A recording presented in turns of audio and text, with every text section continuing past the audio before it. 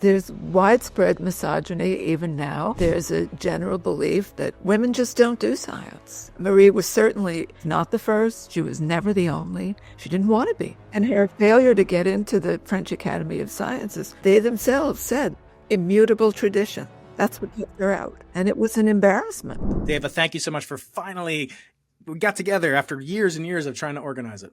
Yes, we did it, and I'm happy to be with you. Talk about the time in 1911 when a crowd gathered outside her door shouting, "Foreign woman" and "husband stealer." And perhaps, Dava, if you could explain the connection between that and the rehabilitation of her image thanks to X-ray machines. By 1911, she was 5 years a widow. And a close friend of hers and her husband's, another physicist named Paul Langevin, had been confiding in her about his unhappy marriage. And their conversations turned into a love affair. It seems she really thought that he would leave his wife, a mistake that many women have made in history, but he did not leave his wife. And letters between them got into the hands of his wife's family and then were leaked to a newspaper and published with scandalous headlines, "A Romance in the Laboratory." And because she was a foreigner, she was Polish, married to a Frenchman and doing her revolutionary work in France. So a mob actually formed outside her house, and she was rescued by a close colleague of hers, her chief of operations in the laboratory, who took her and her 2 children to a safe place. And the connection with the X-ray machine is actually quite unexpected to me, yes. X-rays were discovered the year before the uranic rays that Marie Curie investigated for her doctoral dissertation. And when the First World War broke out, she immediately realized that this would be the first time it would be possible to X-ray wounded soldiers. She got someone to give her a car. She didn't even know how to drive yet, but she was determined to do this. And she outfitted the car with portable X-ray equipment and just started driving around, first to hospitals where there were wounded soldiers, but eventually to the front lines, to anywhere where there was a field hospital that needed X-ray equipment. And although X-rays had been around for a while, they were not really in common use, especially at these outposts. So her first job there would be to convince the doctors that this was actually useful. They were very quickly convinced, as you can imagine. And so she was constantly involved, going places, setting up X-ray equipment that could be left at a field hospital. She outfitted 19 of these mobile units over the course of the war. She was inspirational to the Army. They were also outfitting vans, which they called Petite Curie, in her honor. And she started a course for French women to become X-ray technicians. So this is during the war. It was a 6-week crash course. You learned all about electricity, X-ray theory and practice, and human anatomy. And then off you would go in one of these vans or to one of these field hospitals. 150 women went through that training program. This revived her reputation, to say the least. Among scientists, her reputation was never injured. In fact, Einstein immediately came to her defense to rail against all the salacious reports in the press and say, how can the rabble be toying with you this way? We were talking just before I hit record about this magnificent cover that your publisher did, and they've been so kind to connect us together. And this book has this title and subtitle and this eerie image. So could you please explain the title and the subtitle and the cover art as well, please? The title, The Elements of Marie Curie, is a little play on words because she did discover 2 elements. So there are those elements. But then it's elements of her life story with an emphasis on the women she mentored in her laboratory. So those are also the elements of her life. That was the genesis of the title. And then the subtitle emphasizes that focus on women, the glow of radium, which was something that Marie and Pierre Curie found enchanting during their research, that they could go to the lab at night and their containers of active material would be glowing in the dark. And it was that material that extended the new science of radioactivity and put her in a position to be an employer, not just a researcher, but someone who could make opportunities for others come real. And the glowing cover image, is that meant to be The image, Yeah. yes. I'm thrilled with the cover image. So it uses a very familiar photo of Madame Curie, but then doctors one side of it to make it look almost like an X-ray, which is a very important element of her life, her association with X-rays. And it has an eerie, glowing feeling that something bad is going to come out of all of this, even though it was wonderful. But not the book itself. It's noted frequently online that Marie Curie's laboratory notebooks are still radioactive and they're considered too dangerous to handle without protective gear. But fear not, dear reader, this book is perfectly safe and as opposed to harming you, will cause your brain to grow in ways previously unthought of. Did you ever interact with those notebooks? Did you ever wear the protective gear and make your way over to the Bibliothèque Nationale in Paris? Well, my research for this book coincided with the pandemic.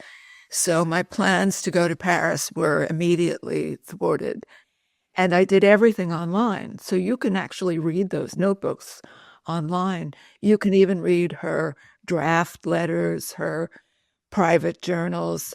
It's a remarkably rich resource. I was very pleasantly surprised that not being able to go there didn't keep me from really seeing her materials. Right. Of course, her name is known also in physics for her work on magnetism, which you touch on in the book. I rank, her discoveries as kind of, unparalleled in many ways. And the fact that, as you point out, she's one of those rare scientists who gave prestige to the Nobel Prize. First of all, it was very new. It was only, she won the third one, basically, second or third one. And there was some controversy. We can get into that. But as a scientist, she made so many contributions, obviously radium and all the radiological work that she did. But do you think that overshadows her work in magnetism? So this finger puppet, which I'll send you tonight, and has a magnet on it. So you can put it on your refrigerator. But I will not. It's not because of her work on magnetism, right?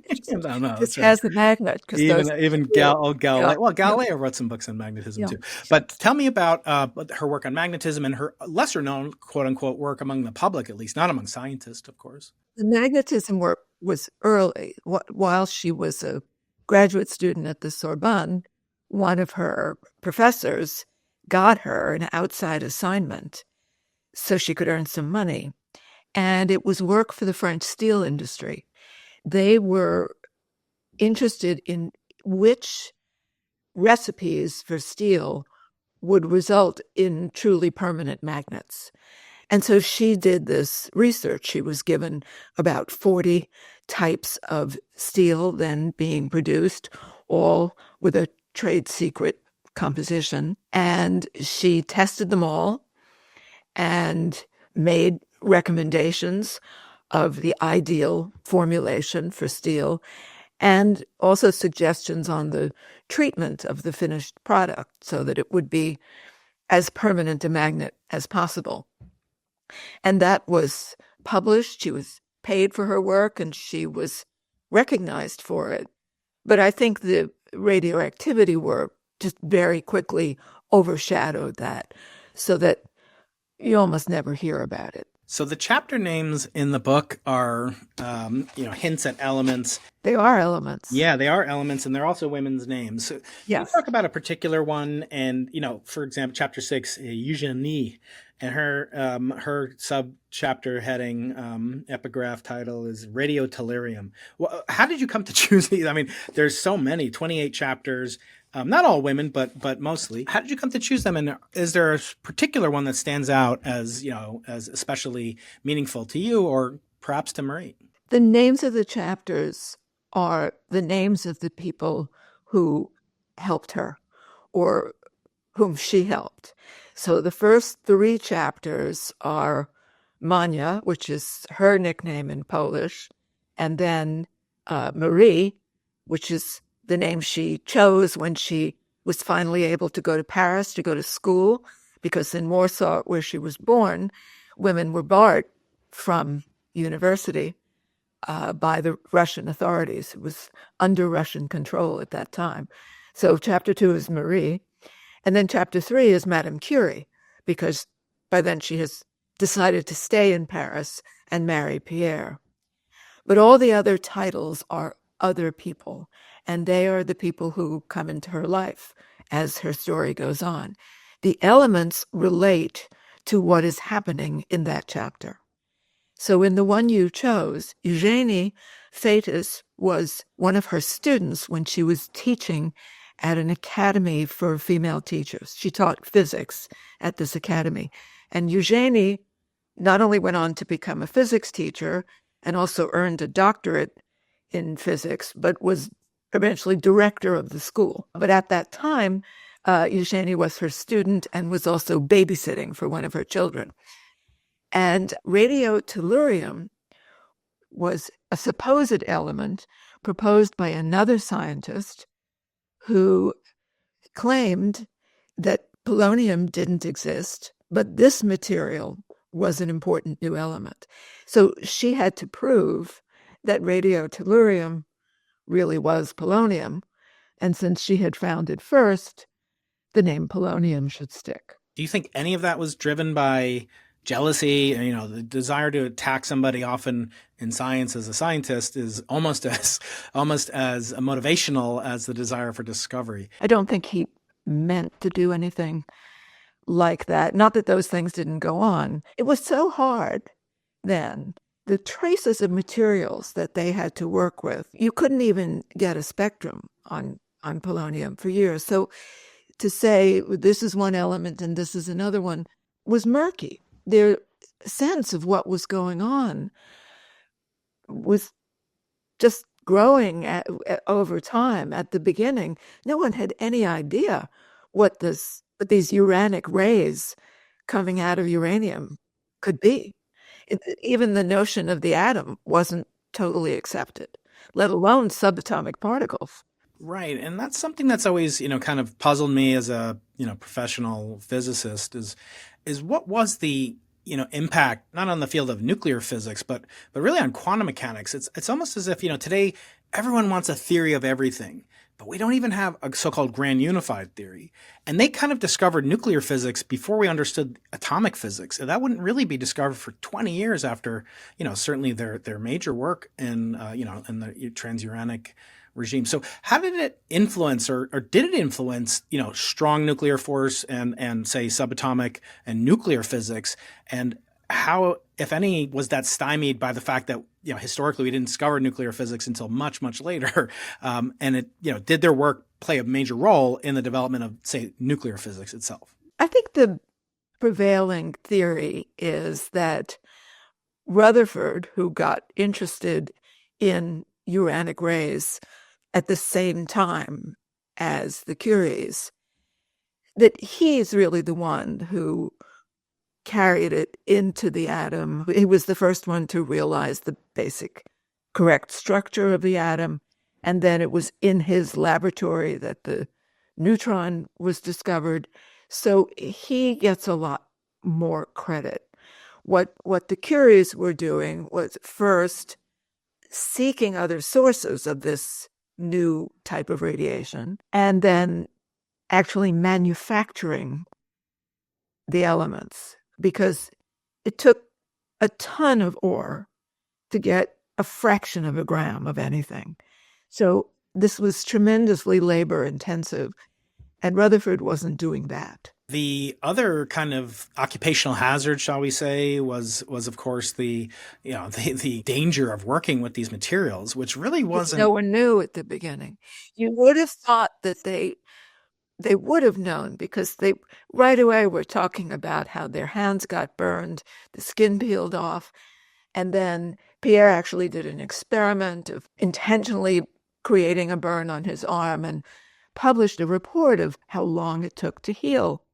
So the medical community jumped on that, because if radium destroyed tissue, then it could be used to destroy cancerous tissue, which it was.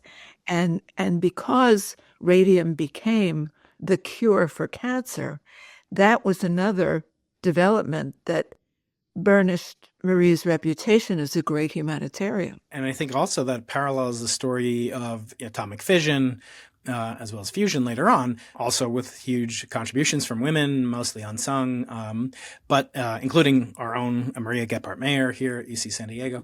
But the kind of confusing thing to me, I guess, was, as you say, that people didn't recognize it, because early on, Roentgen, Wilhelm Roentgen's wife, Bertha, I think her name was Bertha, she had the first ever x-ray. She saw, her bones in her wedding, and she said, I have seen my death. And as you point out, she went on to, the x-rays went on to save many people. And neither of them died. I mean, Pierre, who knows when he would have died, but he was killed tragically in an accident. I don't think you can spoil, I'm always worried about spoilers in books. No, I think it's well known that I think people know that. This is how her whole position happened, because of his death and the remarkable decision on the part of the university to give her control of the laboratory and his course in physics. So that made her the only woman in the world in that rarefied position. And that's what drew women from all over to her. And the fact that women could be drawn to her and become her proteges, and she could mentor them, I mean, that is also somewhat surprising, right? Because it seemed like the society, although probably more illuminated than America at that time, maybe even still to this day. Who knows? I don't know. We're not going to get into politics. We never talk politics here. But the point is, how is it possible that, that they wouldn't have recognized it, and that other countries wouldn't have recognized, hey, this is a competitive advantage. We're missing out on 50% of our population. They can do just as much as men in the laboratory. Why were people so slow to adopt this? I mean, Herschel, as you point out in Glass Universe, Caroline, she was the first, real female scientist. That was almost 200 years before Marie, right? So why were people so slow in the uptake? There's widespread misogyny even now. There's a general belief that women just don't do science. Marie was she's the most famous, but she was not the first. She was never the only. She didn't want to be. And her failure to get into the French Academy of Sciences, which I think you alluded to, they themselves said, immutable tradition. That's what took her out. And it was an embarrassment. She was the country's highest authority on that topic. But there is good news. I'm always thinking about my favorite subject in the universe, Dava, which is me. So there's only one way which I have exceeded Marie, and that's I got to lecture at the Royal Institution last summer. And I did it in front of my wife and my daughters and sons. She went with Pierre. He lectured because women were not allowed to. Do you think she was a better scientist than he was? Does it matter? They were a team. They were, but of course, she went on to even exceed and win the only, second scientific Nobel Prize, without his assistance or whatever. And it was reputed that the first Nobel Prize that she won, she was originally not intended to win it, actually, and that. Well, they'd been nominated as a couple each year, and the year she won, for some reason, her name was not put forward with his. So when he heard about that, Pierre said, we've done this work together, and if I'm nominated, it would need to be with her as a team. Yeah, it seems like that would be the only way that someone would turn down a Nobel Prize in physics. I think other Nobel Prizes have been rejected in peace, which it turns out, I think I read in the book, that Eve, her daughter, her husband won the Peace Prize in the 60s or something. That's incredible. I mean, their legacy. Her one of her daughters won the Nobel Prize with her Joliet. How do you say Joliet or Joliet Curie? And then obviously her husband. And this is just like a royal family Yeah, on the they have, I think, five. five. Yeah, it's just incredible. It's a dynasty, and And so Marie's grandchildren, who are both scientists and are both still living, they're both in their 90s, and their children are scientists. So the dynasty continues. I mean, the book is also about society, not just the attitude and mores, of French society and scientific society, but also the impact on society as a whole. Again, not just because she was the first woman to get to this level of stardom, but also the sort of tragic and terrifying aspects of her work. Similar to the kind of confluence of events of the World War II era and the Manhattan Project. Talk about this mixed feeling of sometimes we associate. I mean, you look at Tony Fauci or someone talking about a pandemic but they often get targeted for approbation or hostility. Was there any of that? Like, how dare you unleash this force that is so dangerous, or at least in the minds of people at the time, lay people, was this malevolent, potentially, fatal force that she had unleashed? She never advocated using this material commercially. The real tragedy began in the 1920s with the young women who were painting watch dials and instrument dials and were using a paint that actually contained radium. And they were told to bring the paintbrush to a point by putting it in their mouths and pursing their lips as they pulled the paintbrush through. So this, because radium is similar to calcium in its chemistry, lodged in their bones, their teeth fell out, their jaws came apart, and they died. I mean, it was horrific. At the same time, radium was seen as a great boon to health and was actually in a health drink called Radithor that you could drink to be healthy, improve your sexual prowess. And there were people drinking this stuff. And if you drank enough of it, it killed you. So the discovery was made in 1898. These horror stories didn't surface till the 1920s. So there was a long period when, yes, it was dangerous, it was hot to handle, but it was doing a lot of good all over the world. And that's mostly the focus, the way people saw her. Yeah, I mean, I remember hearing from my father-in-law that not only would they use X-rays to treat acne back in the 60s, 50s, and 60s, but you would actually have your foot size measured for shoes using, I remember those machines. Yeah. it's so Yeah. terrifying, right? And you would see your foot on the screen. Talk about their working relationship. My wife and I, thank God, we don't work together. I don't think I could survive, and nor could she. More importantly, but did they have complementary skills? Were they basically two peas in a pot? How did you view them in terms of their collaboration, not just scientifically, but they were also businessmen and women, were they not? They got along beautifully. They were together all the time and seemed to really enjoy that. And when they won their Nobel Prize in 1903, one of their major complaints was that their privacy was invaded. They had this ramshackle laboratory, but it was theirs, and they were working undisturbed. Well, that was all over now. They couldn't get anything done and resented it mightily. And they did have different tastes. When Marie began the arduous work to gather enough radium to be able to determine its atomic weight, Pierre felt that that was not his kind of work, and he focused on other things. He kept doing other studies. So they complemented each other. They worked together. They certainly shared ideas. They shared lab notebooks.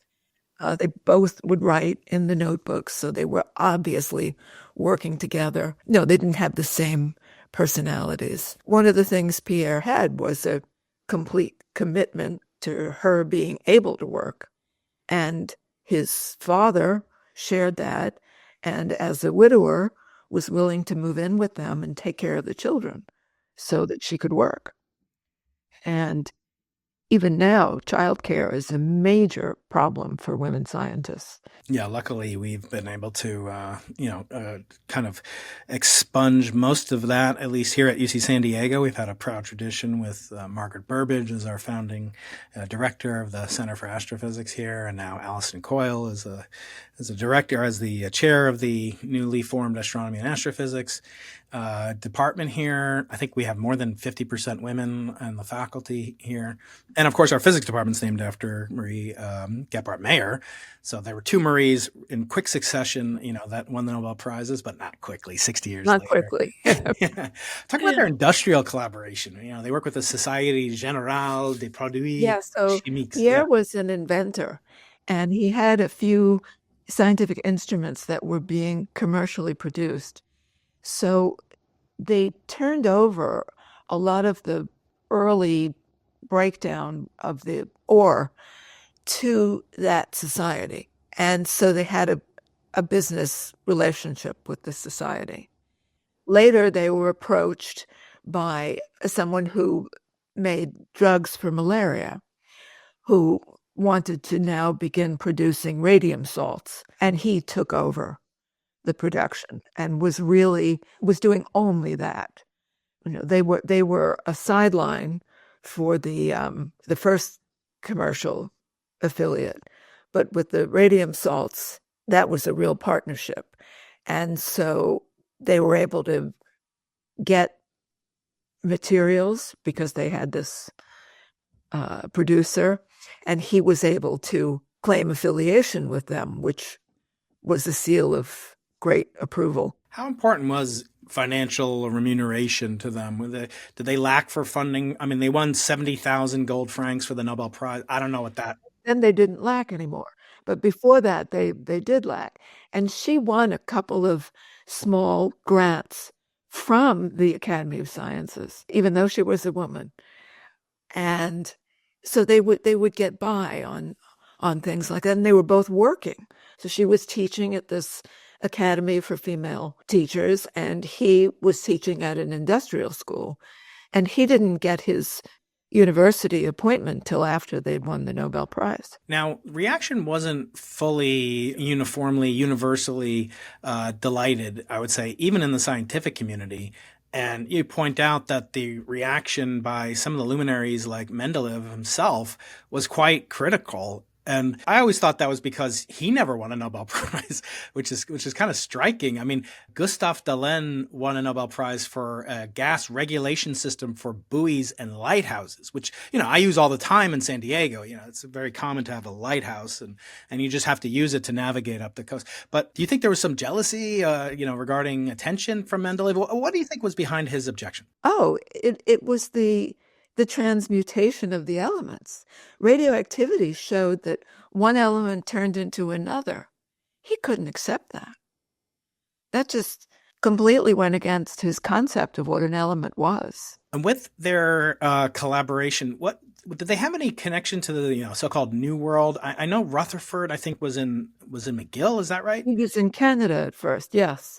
So he came from New Zealand, went to England, and then a wonderful teaching opportunity opened for him in Canada with a phenomenally well-equipped physics laboratory. And that's why he took it, even though he was going to the provinces.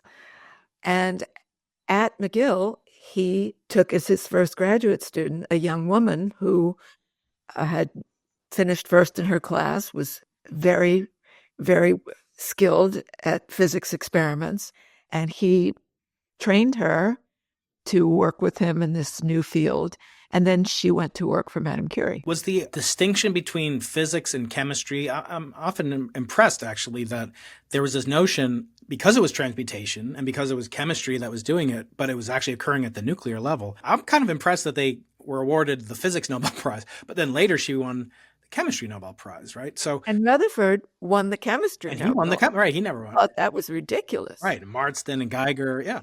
The Nobel Committee had transformed him into a chemist. And he joked about that. Well, now my, ChatGPT can win a Nobel Prize in physics too. No, not quite. I mean, we did have AI winning a lot of Nobel Prizes this year, but that's besides the point. Was it really appreciated, the relationship between, the chemistry of the nucleus or the physics of the nucleus and chemistry, or were those really seen as disparate, sciences as they are now? I can't, set foot in a chemistry lab without, injuring myself and others. It's very different from experimental physics. So, how are they viewed back then? They really came together.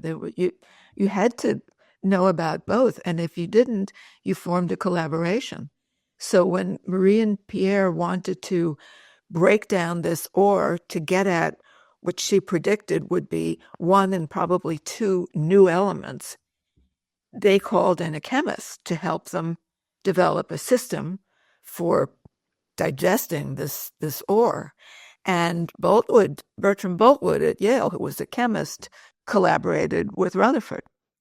So there was a lot of that marriage of physics and chemistry. I like to think we can pivot now to Galileo's Daughter, which is an extremely meaningful book. Just celebrated, I think, 25 years, right, since you published it, the first edition of it. How do you see these two individuals, Marie Curie and Galileo himself, in some sense? These are both love stories, not only a love story, but they're unique descriptions, as I said at the beginning, of scientists as human beings, which we don't often hear about, right? I know, and this really troubles me. I've been noticing this most of my life, the way scientists, especially when I was young, scientists would always be portrayed as men in lab coats without any social skill, weird, socially inept and weird. And then if you read articles about science and anything was said about the scientist, there would be an emphasis on some quirky thing that was maybe irrelevant to the research or the story, but that furthered this idea that scientists were not really human beings. And I just don't get it. And I've been fighting it for 50 years. Scientists are extremely passionate about what they do. That's all to the good and sometimes to the bad. There's a lot of skullduggery goes on, has always gone on. Galileo had huge fights with contemporaries. So, yes, they are human beings. It shouldn't be a surprise, but it is. Even it's still a surprise. I've had people tell me that, it was the humanity of the character that came through, as though the Martian nature. I don't know. Like I said, I just keep trying to show that they really are people. I think people want to assume that scientists are so otherworldly, intellectually, robots, walking Wikipedias. And sometimes that's like so that they can be relieved of the obligation to pursue the science. To understand anything about it.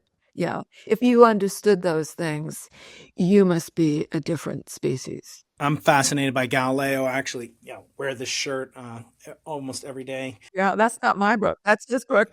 I'm testing my friend Greg. He says he listens to the podcast. He got me this shirt for my birthday, and he knows I'm a Galileo-phile. I actually have the honor of doing the first ever audiobook of Galileo's with my friend Carlo Rovelli and Fabiola Giannate. She read the introduction, for Galileo's introduction.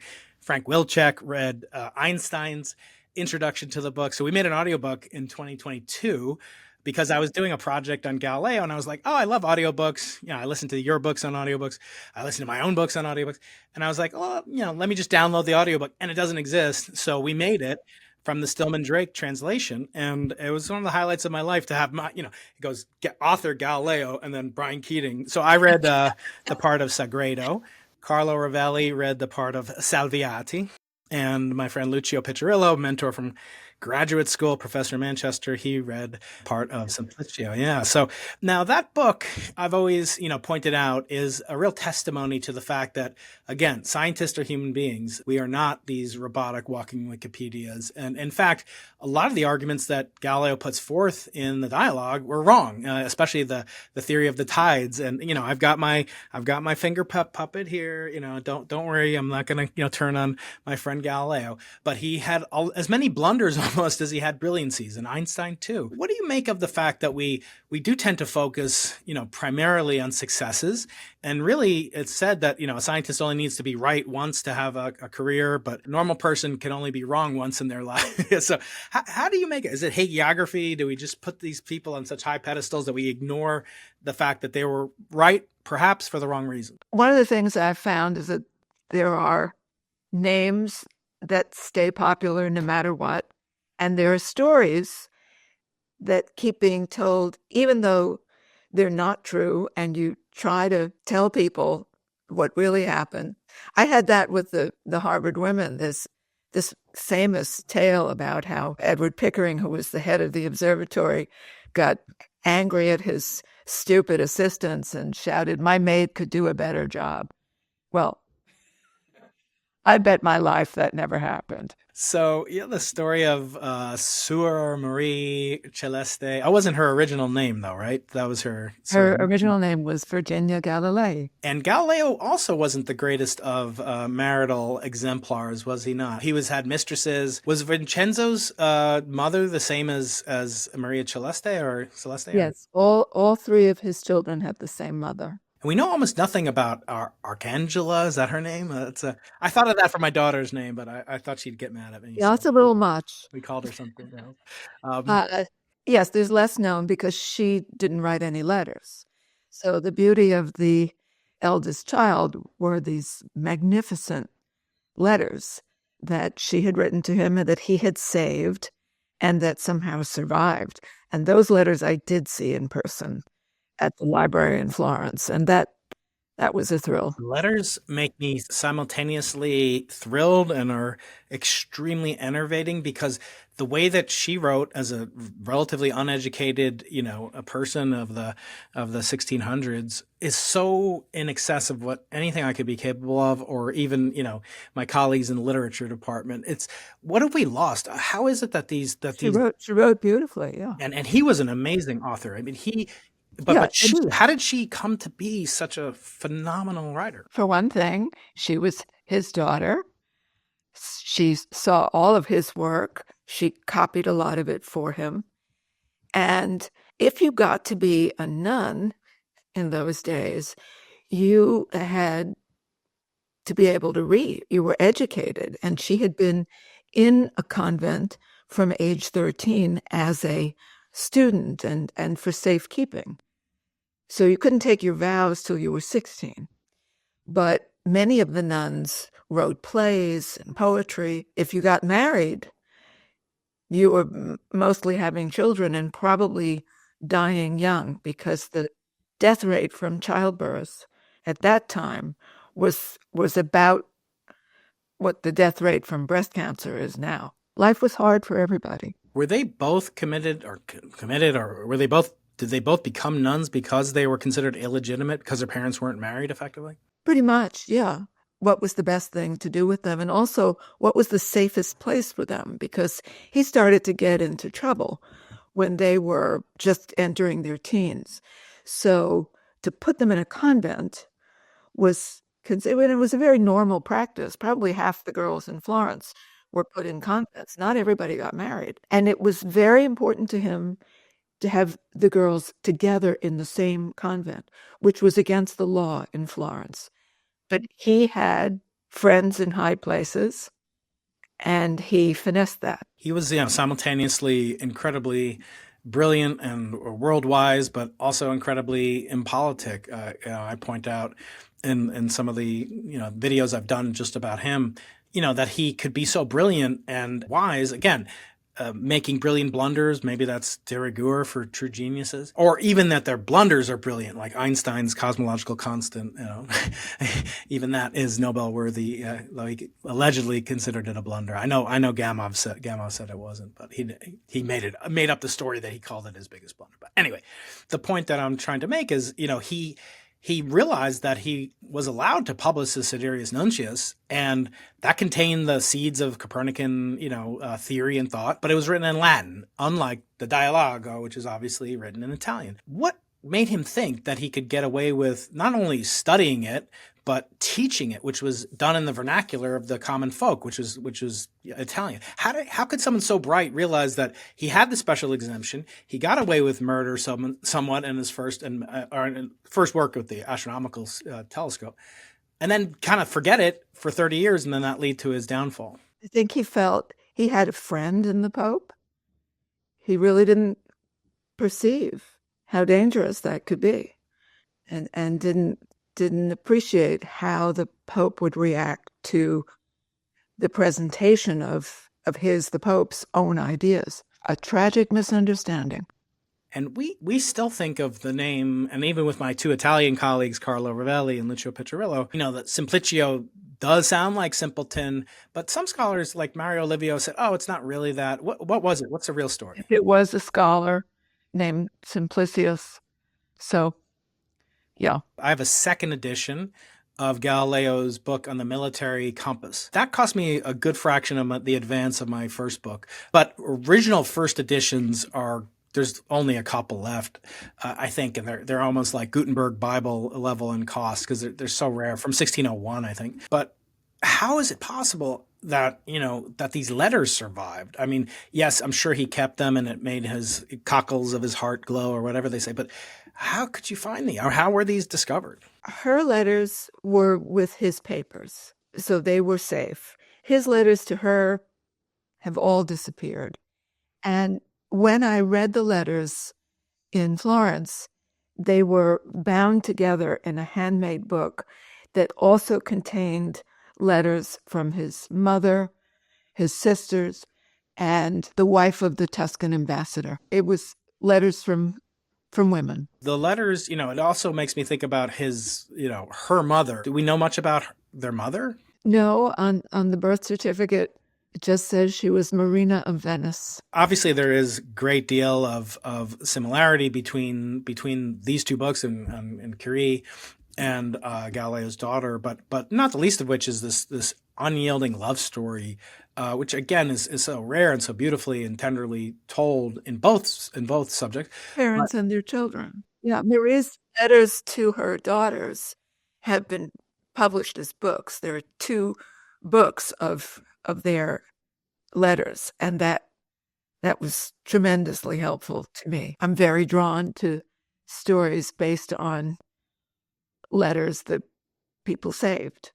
That really isn't the basis of the Madame Curie book, but there's a lot of that in there because her exchanges with her daughters really reveal her as a human being. Another, fascinating commonality or tie-in between another book on longitude, your book Longitude, is this problem of, of telling time. And there are stories, perhaps apocryphal, but perhaps not, where, Galileo was bored in church as, I'm Jewish, but I spent a brief time as an altar boy in Dobbs Ferry, New York. Isn't it true that Galileo proposed the use of the moons of Jupiter, which he discovered, named after his patron? I point out we do the opposite now. We don't call some discovery an exoplanet, the NSF, the NSF exoplanet. We name it after the satellite or whatever, but he named it after his benefactors, right? So he proposed that you could use those as a timepiece to solve, the longitude problem. He wanted to name them the Medicean moons. Yeah. Now we call them the Galilean moons. Yeah. But talk about what was his interest in solving, the longitude problem. Was he interested in it? Oh, absolutely. That's how I got to him from longitude, because he was one of the many people who tried to solve the problem.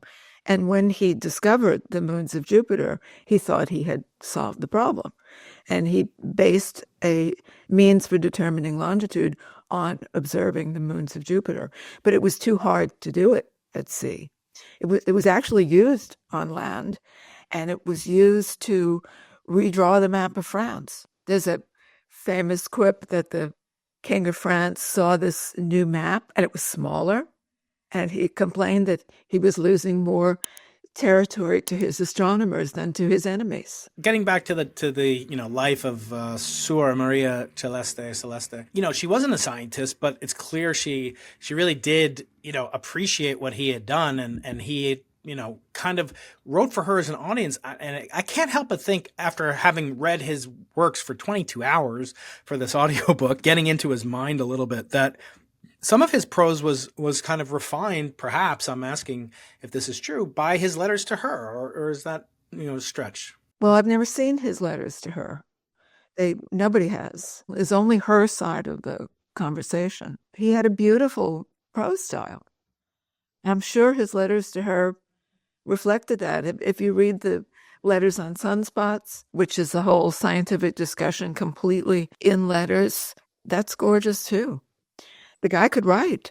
Yeah, he certainly could. My favorite quote, of course, is when he's being, kind of self-effacing or humble, and he says, "I have merely but opened a portal so that minds more capable than mine can peer further than I have been able to with my meager amenities of my mind." I mean, the guy had an ego too, right? He was not some shrinking violet. No, not at all. The dialogue, which obviously people have this notion that he was tortured for science. Okay, so I've been to his never tortured, and I've been to his mansion, his villa outside of Florence in Arcetri. It's administered by the University of Italy at Florence, and it's a magnificent place. I mean, Sam Bankman-Fried would kill to spend a few days there, as opposed to some detention center where he's at now. And to think about the vineyards and he wrote his final book, the Discourse, and he got it published, smuggled out to the Netherlands, as you point out, by a publisher that's more or less still in existence, Elsevier, right? It's crazy that we wouldn't have had it without that. And we think about him as this martyr for science. You certainly, put the myth to rest that he said, "and yet it moves" under his breath. I mean, that would be foolish. He even apparently, years later would kind of inveigh against the Copernican model at some level. Well, he had to at that point. What is it about this myth, this, tortured for science? I mean, Bruno was burned at the stake. That's true. But he was kind of a jerk, I would say. He was a real heretic. Yeah, he was a heretic. And he knew what he was getting into. Galileo, less so. But still, I think he felt that he could put in these things at the very end. It's kind of like the book of Ecclesiastes, which is very negative about even, belief in God at some level, or questioning. And then at the end it says, but beyond all this, believe in God. That's the whole point of life, and it seems like at the end, when he tacks on this whole thing that God could basically do whatever he wants, including make it seem that the sun is the center of the universe. How religious was he? Was he really a believing, Catholic and practicing Catholic? Well, that was the Pope's argument. With that argument, you can't do science. Yes, right. Because whatever you find, well, maybe it isn't really that way. It's just God makes it look that way. That was the Pope's belief. But I do definitely feel that Galileo was a believing Catholic. And that was what really, I mean, I'm not Catholic either, but that was what interested me when I first learned of these letters and read one of them. And the idea that Galileo had two daughters who were nuns, that just floored me. And then I wondered what life was like for this young woman to be in a convent and to have her father on trial for heresy. So that's what drew me in happily to that story. And fortunately, I had studied Italian in college, so I could actually read the letters and use them as the basis for. As we wrap up, you do mention, sort of that they did spend time after Galileo's trial. He did get to see his daughter. I mean, he did. Was he there when she passed away? No, he was on his way home because he was detained in Siena. You mentioned that it seemed to Galileo, at least, that the Discourse was superior, quality or superior importance to science, and that was his legacy. What do you make of that? That, we know him a lot for the dialogue and the whole story. The Siderius Nuncius, of course, had on Neil deGrasse Tyson a week ago, and he made another book called The Starry Messenger. So we don't think of the Discourse typically, but is that wrong? Should we really revere the Discourse above all, as he did, seemingly? No shoulds. That was his opinion, and I think he felt that if he hadn't made the telescopic discoveries, then somebody else would have. Whereas in the Discourses, it all came out of his head. I think Jay Pasachoff, the late great friend of mine and yours, Jay Pasachoff, told me that the same day that Galileo discovered the moons of Jupiter, there was an English astronomer who did the same thing, but kind of didn't publish it or something. It didn't make a big deal of it. And so, yes, we know it as, Yeah. Yeah. And we know that several people invented the telescope. yeah. You couldn't get a patent on it because there were too many people who claimed to have invented it. So And even, his, as I say, his blunders were quite incredible. Even there's a rumor that Galileo even accidentally discovered Neptune. it's not a rumor. He drew diagrams of his observations, and something that he labeled a fixed star has since been shown to be the position of Neptune at that moment. So he saw it, he just didn't know what it was. So does that constitute a discovery? Well, it's serendipitous, right? I mean, we discovered the cosmic microwave background, didn't really know what it was. And then later on, the theories came about to explain it. And hopefully we'll continue to make many more discoveries. Last question, just as a nerd on Galileo, you mentioned at the end of the book that there was a third trialogue. We should really call them trialogues that Galileo was working on. I think he may have explained it to Torricelli or somebody. But talk about that. There's some unpublished third. I would love to take this on. If you want another co-author on a book about Galileo, I would love that, Dava. But tell me more. What about this final unfinished manuscript? He was thinking of reviving those characters again. I don't think there's a whole lot to it. I don't think it's our next book. What is your next? I know you're still postpartum, as you said. Postpartum on my but tell me, what would you love to work on next? I'd like to find another story about women in science, or I would like to do my science poetry anthology. Well, I'm very good friends with the Pulitzer Prize winner, Ray Armantrout. Yes, she has contributed to my poetry column in Scientific American. Oh, wonderful, wonderful. I didn't know that. She wrote a poem. She says it's inspired by me. Once, about 10, 12 years ago, I got an email, and I get a lot of these, Professor Keating, I've got some ideas about quantum mechanics or the theory of everything. Could I take you out for a coffee? And, I'm like, I could buy my own coffee and I get 6 of these a week. And I said, oh, by the way, I won the Pulitzer Prize last year. Okay, fine. Retract that from the waste bin. And we've developed a great friendship. And she wrote this poem called Accounts, and it's allegedly inspired by me. And it won one of the best poems of 2012 in American poetry. Great. How nice to both of you. Yes, we did co-teach a class called Poetry for Physicists because there's too much physics for poets out there. We need physicists to develop a keen interest in poetry. There is a book, by the way, by Joseph Conlon. Have you read that? Yeah, it's called Origins. I have it here somewhere. He wrote a poetry book. He's a physicist, a string theorist in the UK, and he wrote a book about poetry as it applies to physics. I think he did submit a poem to me and then took it back to something went on. Well, Dava, I have a tradition on this podcast. It's named after the namesake of the center that I co-direct called the Arthur C. Clarke Center for Human Imagination. And it's his famous statement that the only way to discover the limits of the possible is to go beyond them into the impossible. He said many things, including the name of podcast comes from Arthur C. Clarke. Did you know that? No. Yeah. So there's an engineer at Apple named Vinny Cicciarelli in 2000, and he co-invented the iPod. And the original iPod had the circular eye-like thing on it, and it was white and gleaming like the pods in the pod bay door in 2001: A Space Odyssey. But getting back to that quote, into the impossible, what I want to ask you as sort of a thought experiment, a Gedanken experiment, if you could go back in time with a 20-year-old, 30-year-old Dava and spend 30 seconds with her, what advice would you give her, if any, to go into the impossible? Gosh, didn't I go there? Didn't I wind up getting to write these books that I couldn't have dreamed of? I was just lucky. What is your process like? Do you have a muse? Do you have how do you actually, can I ask you your daily routine when you're in the midst and you're in that muck and mire of writing a book? As authors know, it's like sitting on glass and chewing barbed wire. What is it like for you? I enjoy it. You do? A lot of writers say that they hate it. And I know that that's true, but it's not true of me. I certainly have terrible days when nothing goes right and I can't put a sentence together, but that's not every day.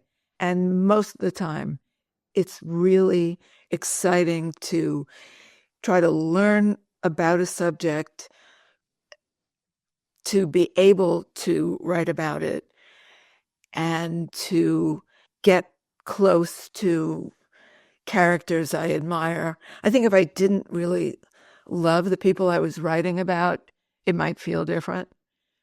But I have chosen subjects I really admire and want to be with. And Madame Curie she was not only a great companion during the pandemic, but her attitude about things, her commitment to action, to never just moping and complaining, no matter what happened. I find that so inspirational. I really do think about her every day.